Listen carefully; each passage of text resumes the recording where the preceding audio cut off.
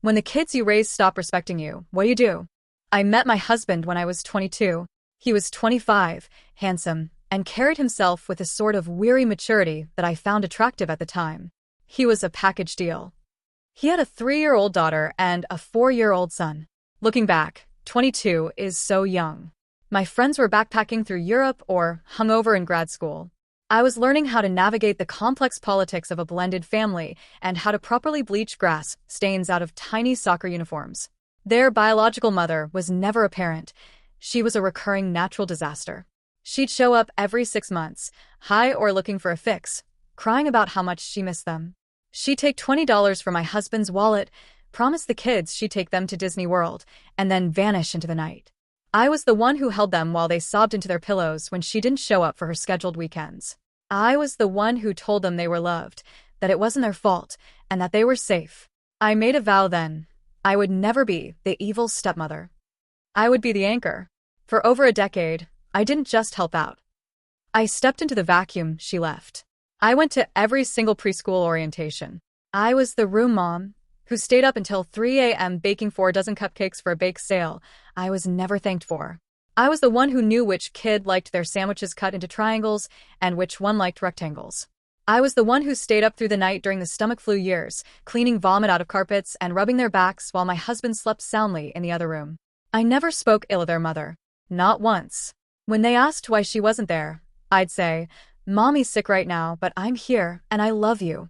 They started calling me Mom within 6 months of us living together. I was their world. They came to me for everything: bad dreams, scraped knees, their first crushes, school bullies. My husband? He was the fun dad who worked in his office and occasionally bought them a toy to avoid having a real conversation. Everything started to change about 2 years ago. The house I built, the life I poured my soul into, started feeling like a prison. My husband and I stopped being partners. We became roommates who occasionally barked at each other over the electric bill. Our communication died a slow, agonizing death. Every conversation turned into a circular argument about finances or his lack of involvement. Then the kids turned 14 and 15. Maybe it's the hormones. Maybe it's the fact that their biological mother has started visiting more, and by visiting I mean she calls them, tells them how mean I am for making them do chores, and then asks them if they can sneak her money. Whatever it is, a switch flipped. The children who used to make me handmade Mother's Day cards started looking at me like I was dirt on their shoes. The "you're not my mom" phase didn't start with a bang. It started with a leak. A slow drip of "you can't tell me what to do," and "my real mom says I don't have to listen to you." It escalated to them talking about me to their friends on the phone while I was sitting 5 feet away. They would call me names, horrible names, and when I'd look at my husband for support, he'd just stare at his phone or walk into his office and lock the door. He was a coward. He let me drown in their disrespect because it was easier than being a parent. The real breaking point, the thing that has left me a shell of a human being, happened 6 months ago. I was pregnant with my 3rd biological child. My husband and I have a 3-year-old and a 5-year-old together. It was a difficult pregnancy from the start.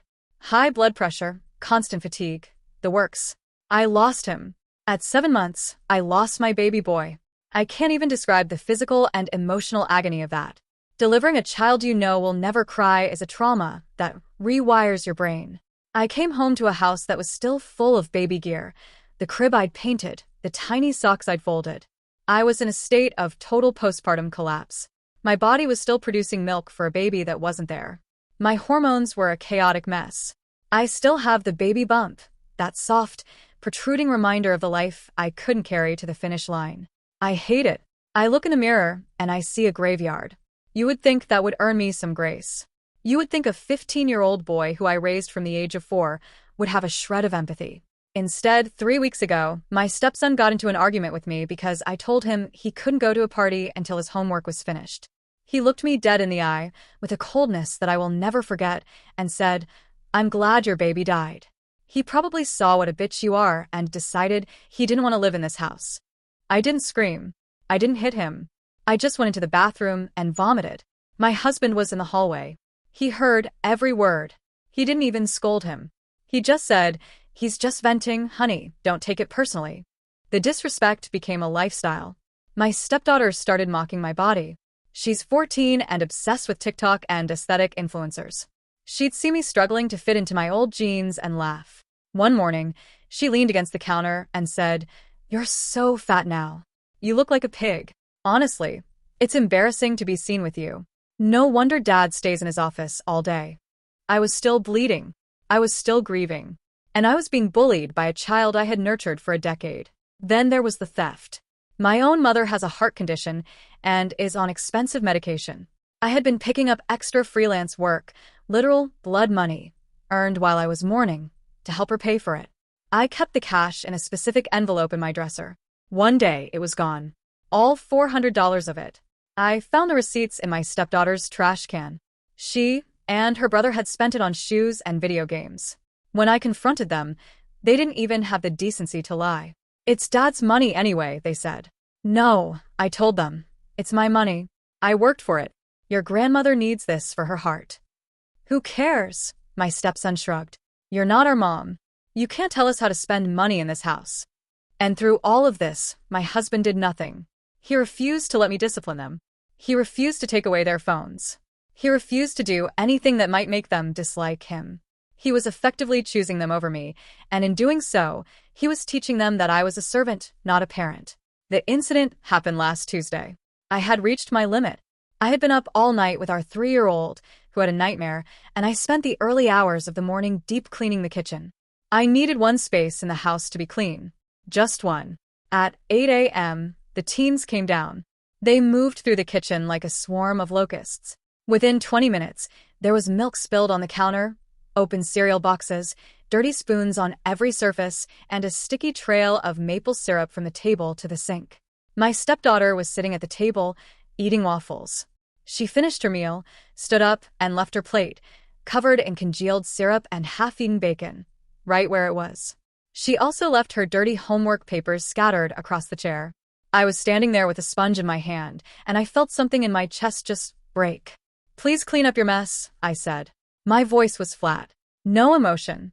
She stopped, turned around, and gave me that look, that squinty-eyed look of pure, unadulterated contempt. She sighed a long, dramatic sound. I'll do it later. Relax. No, I said. Do it now. I spent 4 hours cleaning this kitchen.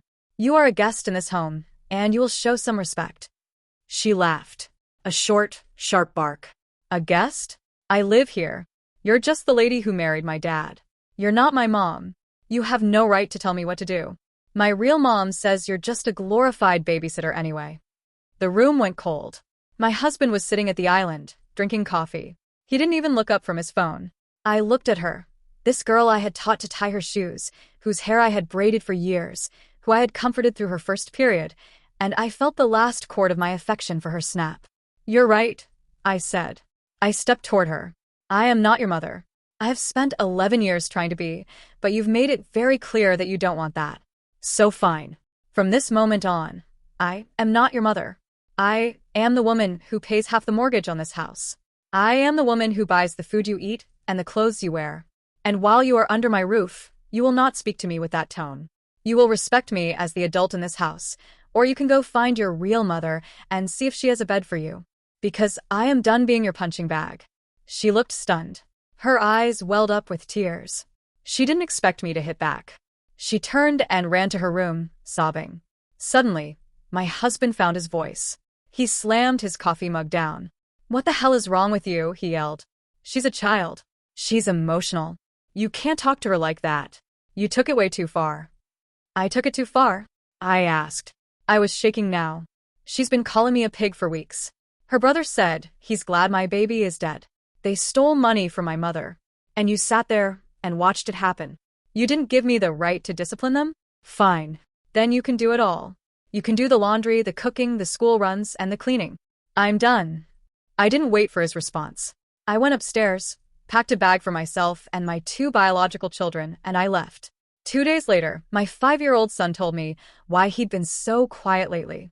He told me that my stepson had been hitting him when I wasn't in the room. He told me that his big brother told him that if he snitched, he'd get it worse. My heart shattered all over again. I had been so focused on my own pain and the teens' disrespect that I hadn't realized my younger children were being targeted. I called my husband and told him I was filing for divorce. I told him about the hitting. His response? He's just frustrated because you left. You're breaking up the family over a few arguments. You're being selfish. So I'm here. My mom's house is small, and we're cramped, but for the first time in 2 years, I don't feel like I'm walking on eggshells. I don't feel like a stranger in my own home. But I keep replaying that moment in the kitchen. I keep seeing her face when I said, "I'm not your mother." Part of me feels like I failed her. Part of me feels like I should have been the bigger person, the adult. But another part of me, the part that is still mourning a baby and trying to protect my living children, feels like I finally woke up. I'm mourning the loss of the kids I thought I had. I'm mourning the mother I tried to be. But most of all, I'm terrified that I've stayed so long that I've let my younger kids get hurt. Am I the a-hole? Did I cross a line by throwing her words back at her? Was I too harsh, or was I just finally standing up for myself after a decade of being a doormat? Update. It's been months since I wrote my last post, and I've rewritten this update more times than I can count. Every time I tried before, it came out sounding either too angry or too detached, and neither felt honest. The truth sits somewhere in the middle. Things didn't calm down after I left. They got uglier than I ever imagined they could, and for a long time, I genuinely questioned whether I had destroyed my own life by finally walking away. The first few weeks after moving into my mom's house felt unreal. My younger kids slept through the night for the first time in ages. There were no slammed doors, no whispering followed by laughter when I walked into a room, no constant tension humming in the background. I should have felt relief, but mostly I felt shock. 11 years doesn't just switch off. I kept expecting my phone to buzz with an apology or some moment of clarity for my husband, something acknowledging how bad things had become. Instead, what I got were accusations. He filed first. I learned quickly that divorce isn't just the end of a marriage. It becomes a performance where people rewrite history to survive it. His filing painted me as unstable, emotionally abusive, and vindictive. According to the paperwork, I had abandoned the family during a sensitive time and emotionally harmed his older children by rejecting them. Reading it felt like stepping into an alternate universe where none of my sacrifices had ever existed. His parents called me within hours of being served. They didn't ask how I was doing. They didn't ask about their grandchildren. They demanded explanations. I was accused of overreacting, of punishing teenagers for normal behavior, of weaponizing grief after losing the baby.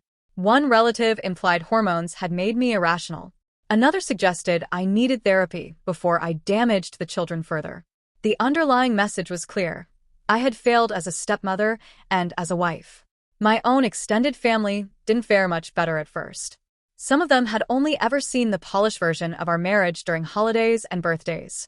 From the outside, I had been the organized one, the caretaker, the one who held everything together. So when my husband's side started telling people I had suddenly snapped, it sounded believable. I remember sitting at my mom's kitchen table listening to relatives gently ask whether I might have said things I regretted, whether grief had clouded my judgment. For a while, I almost believed them. The first hearing changed everything. Up until that point, I had avoided saying much publicly. I didn't want to drag the kids through mud, even after everything. My lawyer, however, told me something that stuck. Silence only protects the person benefiting from it. So we presented evidence. Not dramatic speeches, not emotional outbursts, just documentation. Messages where my husband dismissed concerns about the teen's behavior. Photos of damage in the house. Bank records showing money taken. Statements from my younger son's pediatric therapist describing fear responses consistent with ongoing intimidation by an older child. The hitting incident came out fully during that hearing. My 5-year-old had described specific moments, and the therapist testified about behavioral regression that aligned with physical aggression at home. Hearing it spoken aloud in a courtroom made my stomach drop. I had known it happened, but hearing a professional calmly explain how sustained fear affects a child stripped away any lingering guilt about leaving. My husband tried to minimize it. Teen frustration, rough housing, misunderstandings. The judge didn't seem convinced. Then came the messages from my stepson's phone. Things I hadn't even known existed surfaced during discovery. Group chats where he bragged about making me cry, jokes about my weight after the stillbirth, comments about how if they pushed hard enough I would leave and their dad would finally choose them. Reading those words felt like mourning strangers. I didn't recognize the children I had raised. Something shifted in the room that day. My husband's family sat behind him at the start, rigid and supportive. By the end, their expressions had changed. Confusion first, then discomfort. Reality has a way of dismantling narratives when evidence replaces storytelling. After that hearing, the calls stopped accusing me. A few days later, his sister reached out quietly to apologize for judging me too quickly. His parents never fully apologized, but their tone softened. They began directing their frustration toward him instead, asking why they had never known things were this bad. It didn't feel satisfying. It mostly felt exhausting. The divorce itself became vicious. Every asset was argued over, every parenting decision scrutinized. He fought hardest over custody, not of our shared younger children at first, but over preserving the image of a united household. His older kids leaned into the conflict with a level of hostility that shocked even people who had defended them before. They wrote statements describing me as manipulative and cruel. They claimed I isolated them, exaggerated conflicts, and played favorites with my biological children. People who actually knew me began speaking up without being asked. Teachers, neighbors, other parents from school events. One neighbor submitted a statement describing years of watching me manage the household alone while my husband remained largely absent. Another recalled me comforting my stepdaughter during panic attacks long before things deteriorated. Slowly, the picture being painted by the teens stopped matching reality for anyone outside their immediate circle. What hurt most wasn't the lies themselves, but how deliberate they felt. These weren't impulsive teenage outbursts anymore. They were calculated attempts to destroy my credibility. Even during mediation sessions, they refused to acknowledge any wrongdoing. At one point, my stepson smirked when the hitting allegations were discussed, as if daring someone to prove it mattered. The court took it seriously. Mandatory evaluations were ordered. Interviews were conducted separately with everyone involved. The professionals weren't interested in emotional theatrics. They looked for patterns, consistency, and behavior over time. And patterns don't lie. Meanwhile, life outside the courtroom kept moving in cruel ways. My mom's health declined rapidly during all of this. Stress aggravated her heart condition, and despite treatments, she grew weaker through the winter. She tried to stay cheerful for the kids, insisting she was fine even when walking across the room left her breathless. I spent nights beside her bed after putting the children to sleep, listening to machines hum and wondering how everything had unraveled so quickly. She passed away 3 weeks before the final divorce proceedings. There's no clean way to describe that loss. She had been my refuge when everything else collapsed. Losing her felt like the last stable piece of my life disappearing. The house felt unbearably quiet afterward, and grief layered itself on top of grief until I felt numb most days. The final hearing arrived sooner than I felt ready for. By then, the custody evaluator's report had been completed. It concluded that my younger children felt significantly safer and more emotionally stable living with me and documented credible concerns regarding aggression from the older sibling. The recommendation was clear: primary custody to me, with structured visitation conditions. When the ruling was read, full legal and physical custody of my biological children was granted to me. My husband received limited visitation contingent on compliance with family counseling requirements. The judge referenced the hitting incident directly as a determining factor, emphasizing the responsibility to protect younger children from harm. I expected relief. Instead, I felt hollow. The courtroom emptied slowly afterward. My husband looked furious but also stunned, like someone realizing consequences had finally arrived. His older kids avoided eye contact entirely. For the first time since all of this began, they looked uncertain rather than defiant. Something in me finally snapped then, not explosively, not loudly, just a quiet exhaustion reaching its limit. I told them I was done carrying blame for a relationship they had chosen to destroy. I told them I had loved them for 11 years and would have continued loving them if they had allowed even basic respect. I said I hated what our relationship had become and wished I had understood sooner that love alone couldn't fix cruelty. The words came out steady, without shouting, and that somehow felt heavier than anger. No one argued back. The divorce finalized that afternoon. In the months since, consequences have continued unfolding in ways I didn't expect. My ex struggled managing the household without the structure I had maintained for years. School issues escalated with the teens. Behavioral problems that had once been blamed on me didn't disappear when I was gone. Eventually, even their biological mother, who had resurfaced briefly during the chaos, stopped engaging again. The calls went unanswered. Promised visits never happened. She faded out of their lives the same way she always had. I heard through relatives that the realization hit them hard. The narrative that I had been the villain stopped working when abandonment repeated itself from someone they had defended over me. Regret apparently came late, quiet, and uncomfortable. They haven't contacted me directly. Part of me is grateful for that. Another part mourns what could have been if things had turned out differently. I don't hate them the way anger once made me think I might. Mostly, I feel distance. My younger kids are different now in ways that break my heart and heal it at the same time. My 5-year-old laughs more freely. Nightmares have decreased. My 3-year-old stopped flinching at raised voices. Safety looks ordinary from the outside, but after living without it, ordinary feels extraordinary. I still think about that moment in the kitchen sometimes. For a long time, I wondered whether saying I wasn't their mother had been the unforgivable line. Now I understand something I couldn't see then. I didn't erase 11 years with one sentence. Those years existed. They mattered. But relationships can't survive when respect disappears entirely. I didn't leave because of one argument. I left because staying had started harming my children and myself in ways I could no longer justify.